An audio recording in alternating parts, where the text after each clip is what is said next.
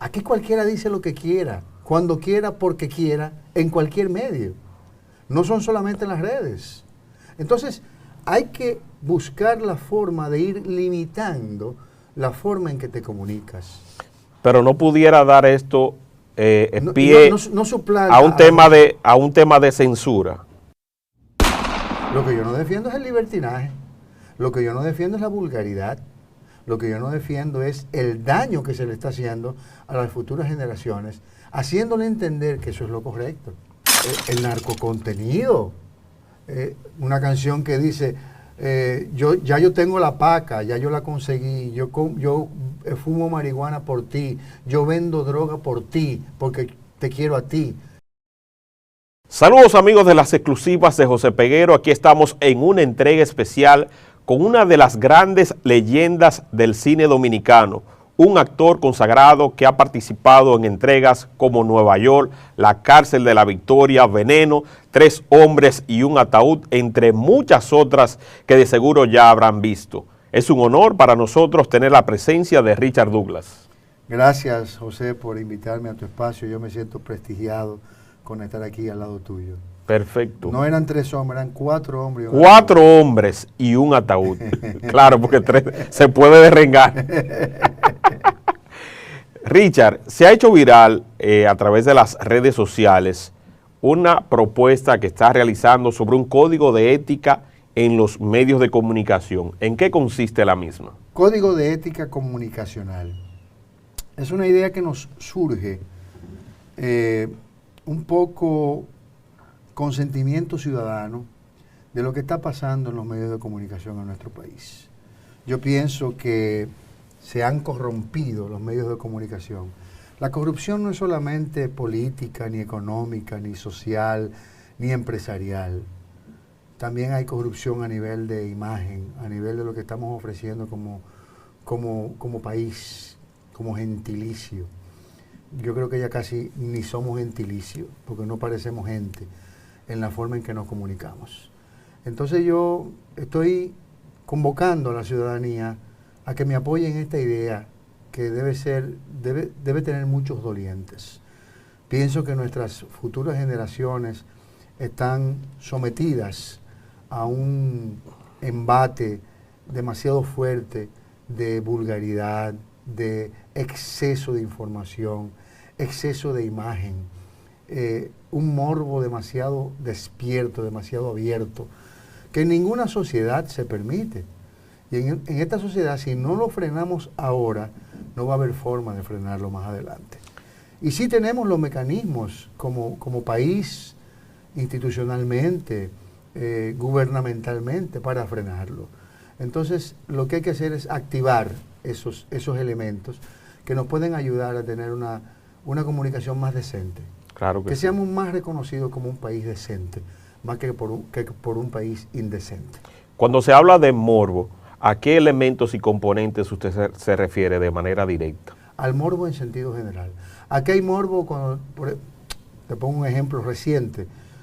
Creo que ayer salió la noticia de que habían asesinado al chofer de Iván Ruiz y a su esposa.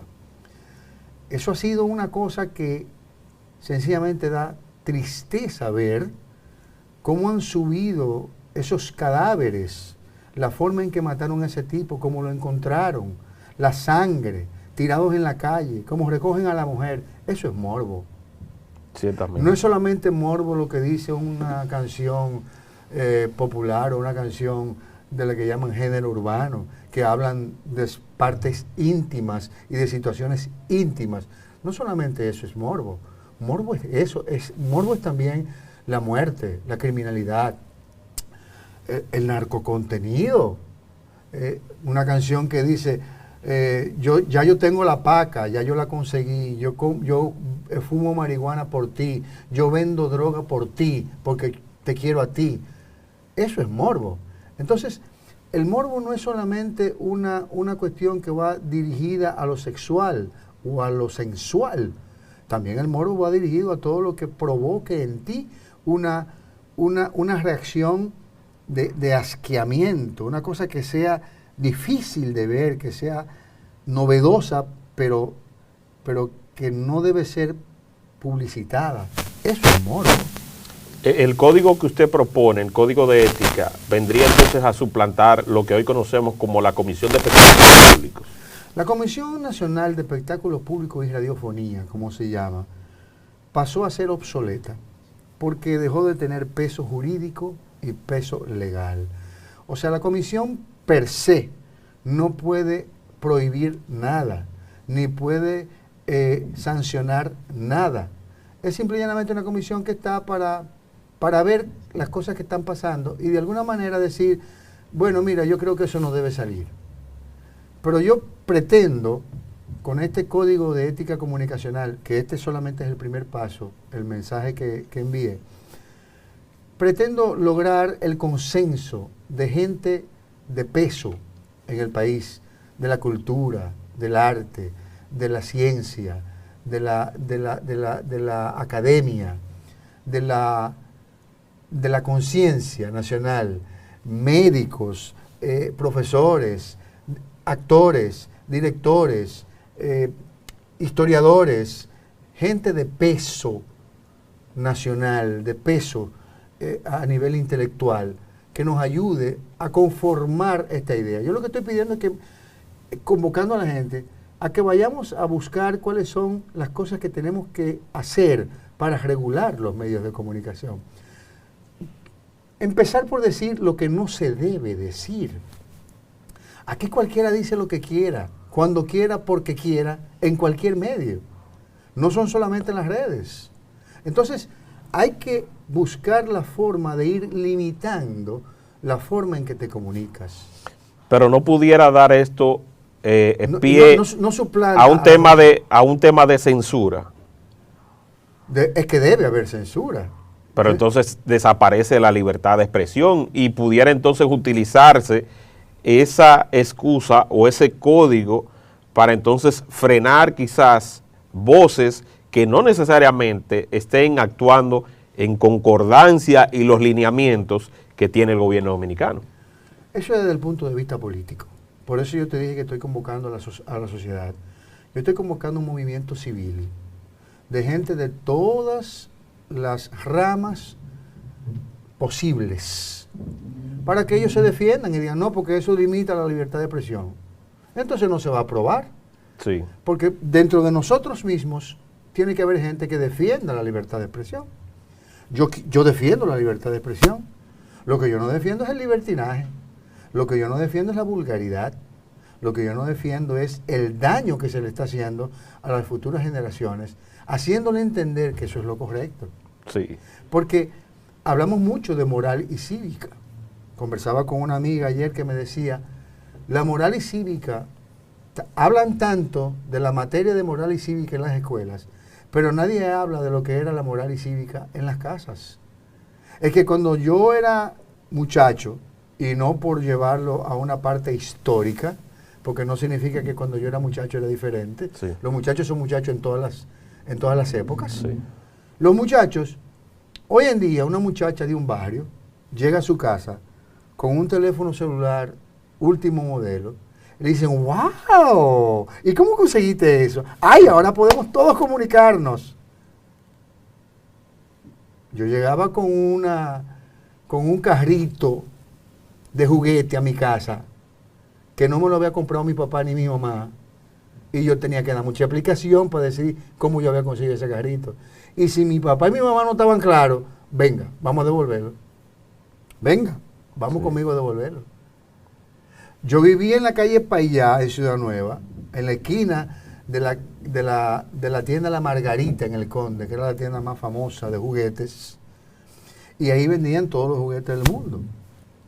Y yo llegué a mi casa un día con una mariquita. ¿Te acuerdas de una mariquita? Era como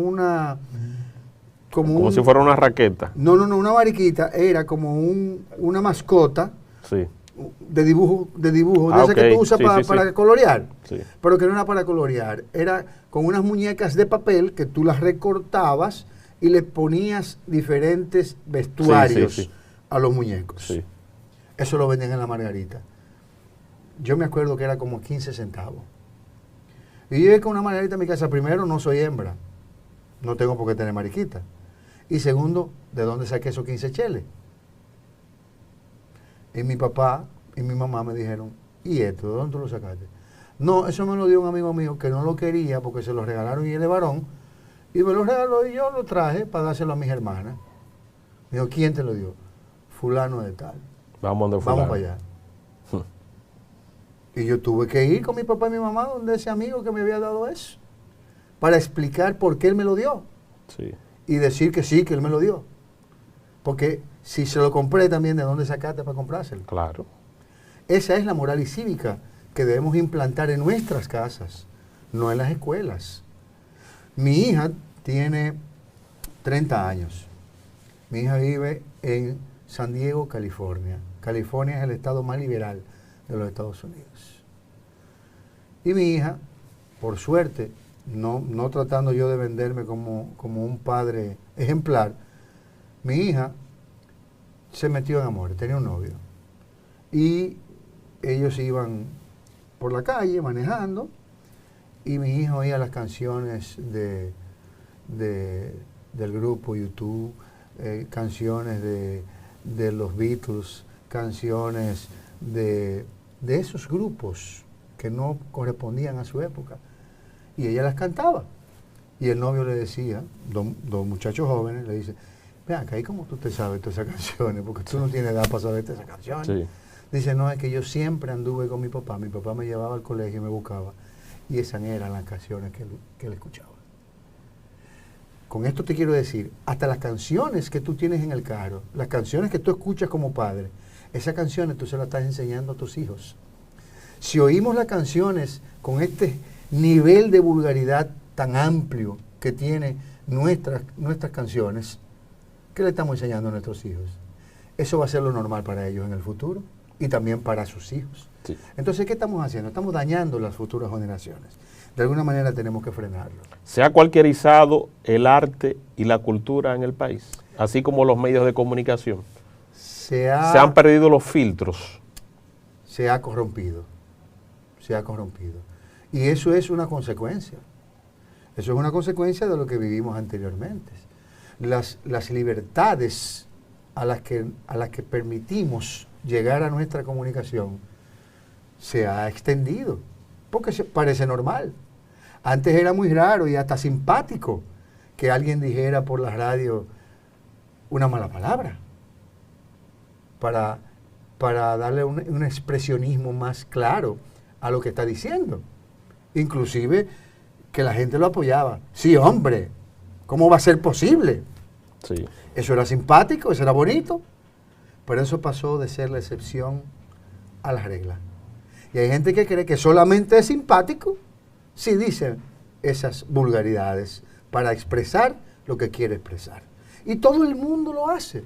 Aquí no hay límite, aquí no hay freno. Es todo el mundo que lo está haciendo. No son uno ni son dos. Es que si tú a los payasos le pones límites para que hagan sus payasadas, van limitando el espacio donde pueden hacer sus payasadas. Ahora, si los payasos pueden entrar en tu aparte, si tú puedes poner un payaso a dar un discurso gubernamental, entonces vamos a hacer payasadas todos. La idea es esa, es ubicar en su rol a cada quien. Es que cada quien tenga su lugar, su espacio. No importa. Libertad de expresión, ¿está bien? Entonces vamos a limitar los horarios de esas libertades de expresión. Porque en el mundo entero existen las restricciones. En el cine tú no puedes hacer una película con una restricción de 16 años y llevar un niño de 5, porque no te dejan entrar en el cine. ¿Y por qué no te dejan entrar en el cine? Porque si tú dejas entrar a ese niño de 5 años al cine y llega un inspector, te cierran el cine. Te paran la película. Sí. Pero ya no hay ni inspectores. Antes, en este país, había una regulación que se llamaba inspectores de educación. Me recuerdo como ahora. No, repito, no es porque estoy sembrándome en el pasado para arreglar el futuro, sí, pero el pasado siempre es una referencia para hacer un mejor futuro. Si antes existían inspectores de educación, ¿por qué ya no hay? Porque es que tú ves que hay profesores que llegan a dar clases en pantalones cortos. Porque hay estudiantes que llegan en camisetas y en chancletas. No. Es un código vestural que quizás no tiene mucho que ver con la educación, pero sí tiene que ver con la aplicación a la educación. Entonces ya no hay inspectores de educación, pero tampoco hay inspectores de Amucaba. ¿Te acuerdas de Amucaba? Claro que sí. Pero tampoco hay inspectores de la Comisión Nacional de Espectáculos Públicos y Radiofonía. Aquí tú puedes decir y hacer lo que tú quieras, porque no hay control. Se fue de la mano el control, se escapó, se corrompió el sistema. No desde el punto de vista de corrupción económica. La gente cree que corrupción es solamente robar. Son corruptos. Los ladrones son corruptos. También son corruptos los asesinos. También son corruptos los malos educadores. También son corruptos los deformadores. También son corruptos los violadores. También son corruptos los asesinos. Es que se corrompió el sistema y tenemos que rescatarlo. Lo que yo estoy llamando es a rescatar un sistema que se está corrompiendo, que no podemos permitir que la sociedad completa se corrompa solamente por dejar que las libertades nos arropen y nos abrumen. Sí. ¿Ha identificado usted la manera en que va a llevar esta propuesta a los organismos gubernamentales para que se escuche eso que está proponiendo? El próximo paso es reunir un grupo de personas de peso nacional, peso en sus diferentes áreas, que nos ayuden a elevar un documento que nos permita llevarlo a las más altas instancias. No solamente el Poder Ejecutivo, el Poder Legislativo. Queremos llevar esto a la Cámara de Diputados, a los senadores, a la sociedad en sentido general, a la sociedad cívica. Por eso yo pido apoyo del sector público y del sector privado. Yo no quiero que esto sea una cosa política, yo no quiero que esto se intoxique con la política, no quiero que se corrompa políticamente. Sí.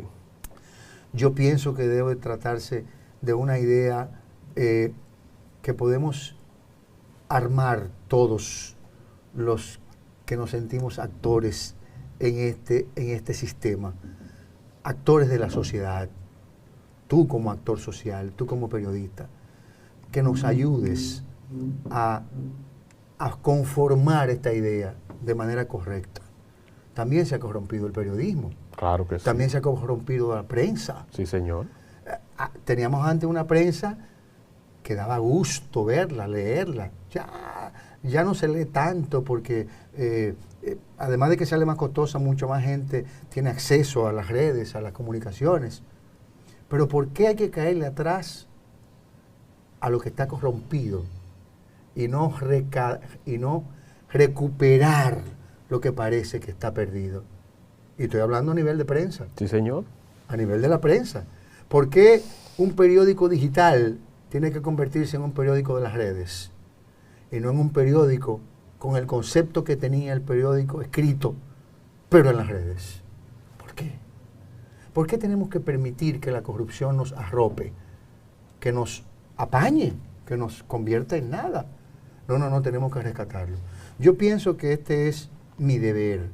Yo he sido un hombre que he dedicado mi vida a la profesión artística y soy una figura pública. Pero yo no hago nada siendo una figura pública en un país donde el reconocimiento internacional es los vulgares dominicanos. No, yo no quiero ser un vulgar dominicano. Yo no quiero ser un dominicano vulgar.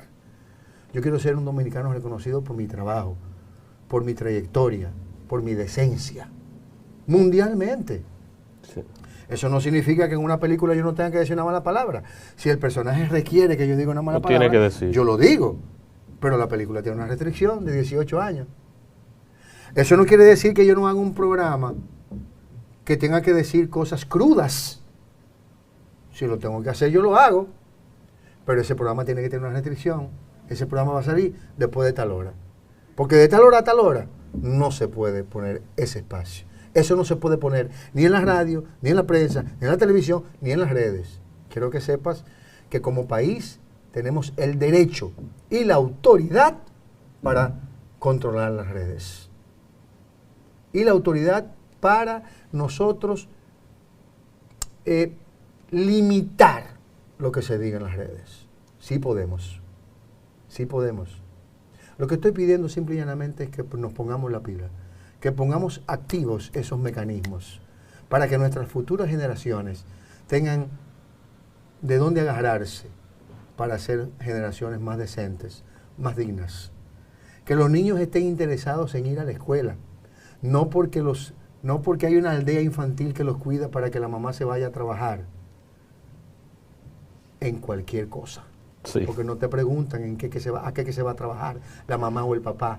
No es que el papá es albañil y la mamá es doméstica. No, tú no sabes a qué se van.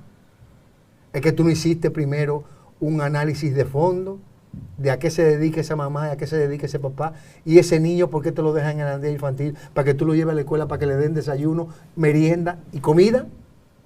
No hay ese estudio. Es simple y llanamente, dale desayuno a todito, dale merienda a todito y dale comida a todito, déjalo hasta las 4 y ponlo en la aldea infantil. No importa lo que está haciendo el papá y la mamá, lo importante es que ellos tengan clase. No, papá. Porque la educación primaria es la doméstica. Es que yo he sido un tipo toda mi vida. Yo tengo un amigo, el actor Pepe Sierra, que dice que yo soy coprolálico, porque yo hablo con malas palabras. Yo hablo en un tono sencillo, llano, y a mis amigos les hablo de manera muy llana. Pero yo que he sido así toda mi vida, tengo unos hijos. Mi hijo mayor tiene 34 años, mi hija tiene 30, te dije ahorita, mi otro hijo tiene 25, tengo una niña de 8 años. Mis hijos no dicen mala palabra, ni de forma accidental. Porque que no, espérate. Así no, eso no. Sí. Eso tú no lo tienes permitido. Eso no funciona. Entonces la educación doméstica es la base fundamental que tenemos que atacar si queremos crear un código ético comunicacional. Creo que el código ético comunicacional es una necesidad nacional, es una necesidad ciudadana. No es una cosa que yo me estoy inventando, ni que quiero descubrir la pólvora, ni que con esto tampoco estoy buscando ningún posicionamiento, ni ningún nombramiento, ni nada de eso. No. Yo lo que estoy buscando es llamar la atención.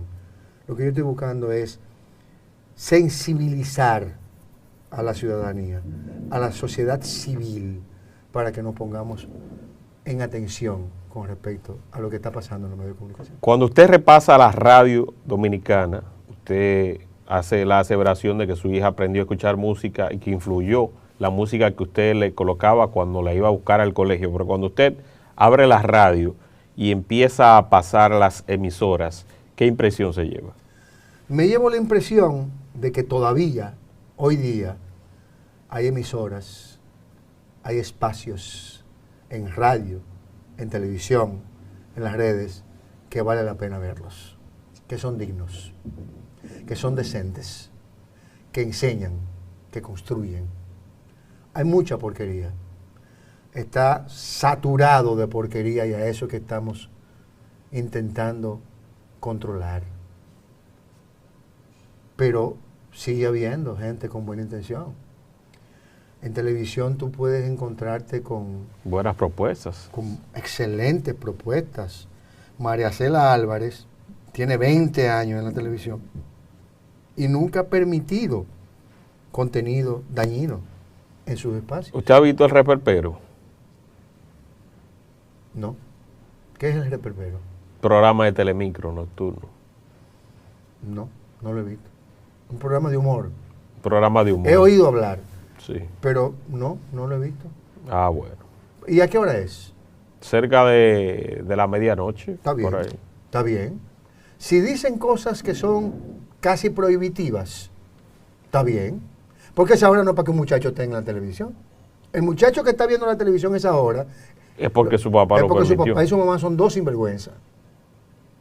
Su papá y su mamá son dos sinvergüenzas. No es porque el muchacho es un sinvergüenza.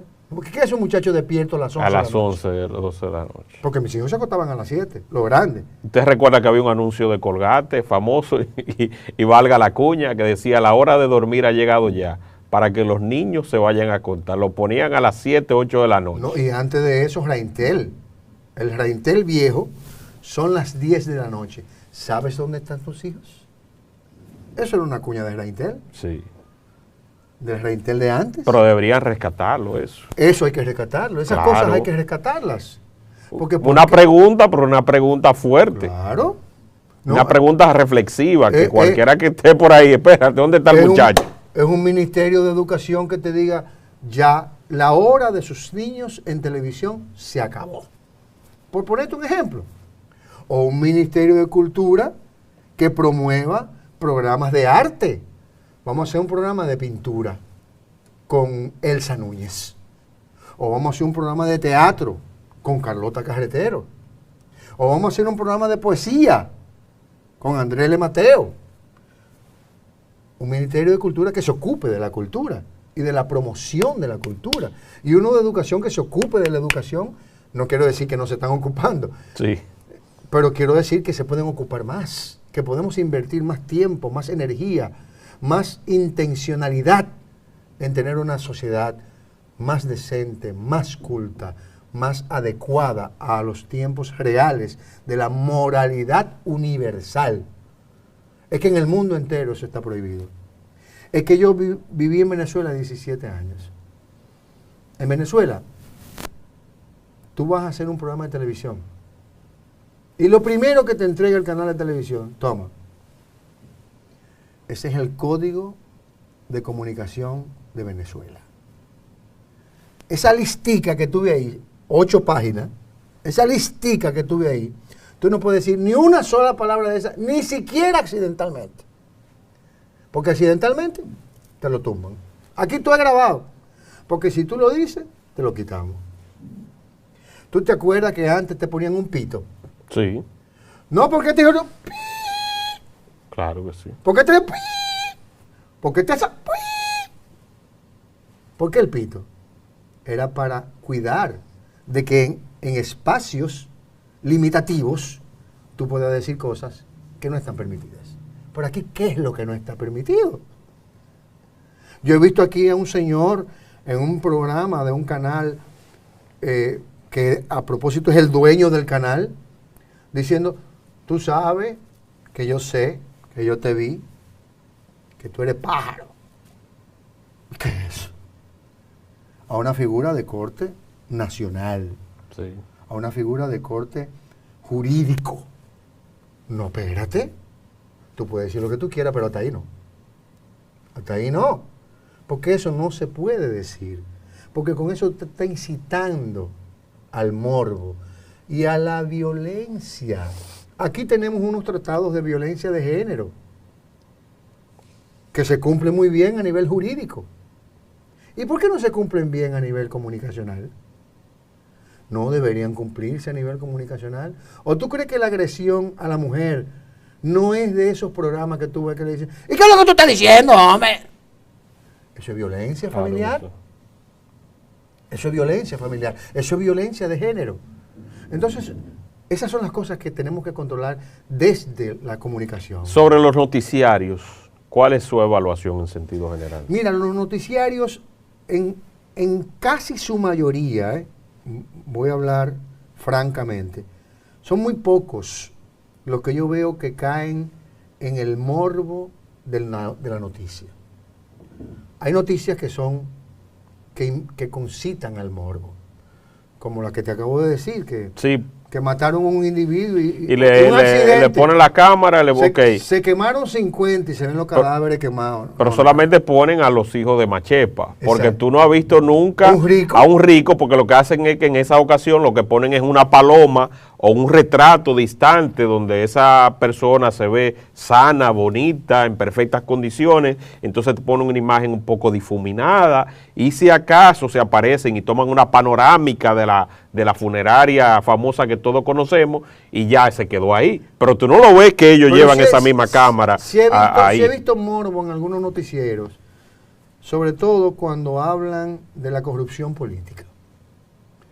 Poner en el noticiario, en la noticia de la mañana, el juicio de fondo o de forma de algunos imputados en casos de corrupción y ponerle la cámara cuando están diciendo, no, porque usted se robó tal cosa, no, porque usted tenía la comisión de fulano de tal y fulano de tal trabajaba para usted y fulano es usted tafero. Eso es morbo. Eso es morbo.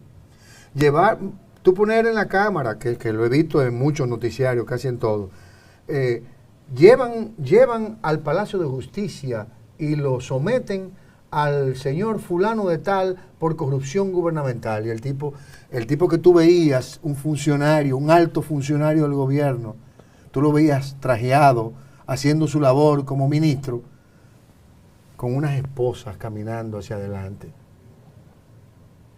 Eso es morbo. Eso es morbo. Pero también eso es lo que le correspondía, en el sentido de que como servidor público no les exime de que a ellos se les coloque la esposa tal cual se le coloca a cualquier persona que haya incurrido en un delito. Después de estar condenado. No para someterlo a un juicio, que al final puede salir que salga inocente. Sí. Y esa esposa que tú pusiste esposado. Y tú me pusiste que me metieron al Palacio de Justicia y me pusiste atrás de una reja. Sí. Eso es morbo.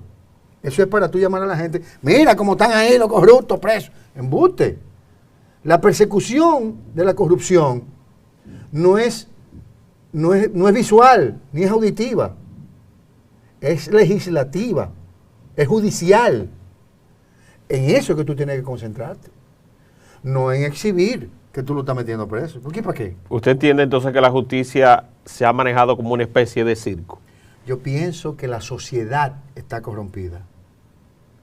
Yo pienso que la sociedad está corrompida. Pero en el caso de la justicia, ya que usted me ha explicado esa parte, ¿usted entiende que se ha armado circos mediáticos para dar a entender a la población dominicana que se está actuando cuando en sí lo que se está es sometiendo al escrutinio a algunas personas que habían cometido algunos actos que todavía no han sido sentenciadas? Por esa pregunta que tú me estás haciendo, me la estás haciendo de doble sentido. ¿Eso es corrupción, lo que tú estás haciendo? Sí. Porque tú sabes si se han hecho circo o no, tú eres periodista. Tú sabes si hay circo o no. Ahorita, ¿por qué tú me lo preguntas a mí? ¿Hay circo o no hay circo? Te devuelvo la pregunta. ¿Ha habido circo o no ha habido circo en la justicia? Tú eres periodista. Bueno, yo he visto sometimientos. Contéstame como periodista. La misma pregunta que tú me hiciste. ¿Ha habido circo o no ha habido tenemos circo? Una nueva justicia y hay que esperar los resultados de estas investigaciones que se están desarrollando. No, pero espérate. Entonces, en la medida. Escúchame, no es justicia nueva y justicia vieja. No, la justicia es una sola. Bueno. La justicia es la misma. Hay elementos que están ahora en la justicia que no estaban antes. Pero la justicia es la misma. Bueno, ¿Ha habido circo o no ha habido circo en la justicia? Bueno, yo le dije, en la medida que yo vea que se vayan desarrollando los casos, llegaré a la conclusión de si era circo o de si ciertamente esas acciones que se están caminando ahora son verdaderamente las que van a rendir los frutos. Entonces, o sea, yo quiero tiempo al tiempo con esta nueva administración de Miriam Germán. Entonces yo quiero devolverte como respuesta tu misma respuesta. Sí. Cuando se demuestre que va a circo, hubo circo. Cuando se demuestre que hubo circo, hubo circo.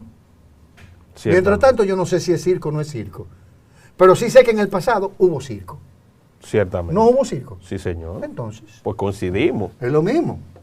Es lo mismo. Entonces tú me estás haciendo una pregunta para que yo te la responda. Gracias por responderla tú por mí y que la respuesta aporte al que nos está viendo. Claro, porque ese es el objetivo. Porque el objetivo de este conversatorio es que la gente tenga una idea de la visión en sentido general de los planteamientos que usted como profesional está haciendo, pero al mismo tiempo también, y es mi opinión, que no, esto es un espacio abierto y estamos sosteniendo un intercambio bien. Yo tengo un segmento en radio que se llama Mi Opinión Personal. Entonces yo entiendo también que asimismo, como existe la presunción de inocencia, donde hasta que un juez no condene, pues entonces tú no puedes decir que una persona es culpable, por eso se le dice imputado o presunto o está siendo señalado, pero ese señalamiento es parte también de las investigaciones y asimismo como se ha hecho con otros, yo entiendo que no debería obviarse que se haga con nuevos en ese sentido. Entonces, el próximo paso es hacer una convocatoria, como ya me explicó, y una vez se haga la convocatoria, se rinda un informe. Elevar un documento. Y a partir de ahí se oficializa quizás una especie de comisión donde se va a plasmar, a discutir esa serie de recursos para entonces formalizarlo ante el Congreso de la República Dominicana. En otros países existe un concepto que a lo mejor nosotros podríamos imitar y tener éxito. Y es el concepto de la comisión de sabios.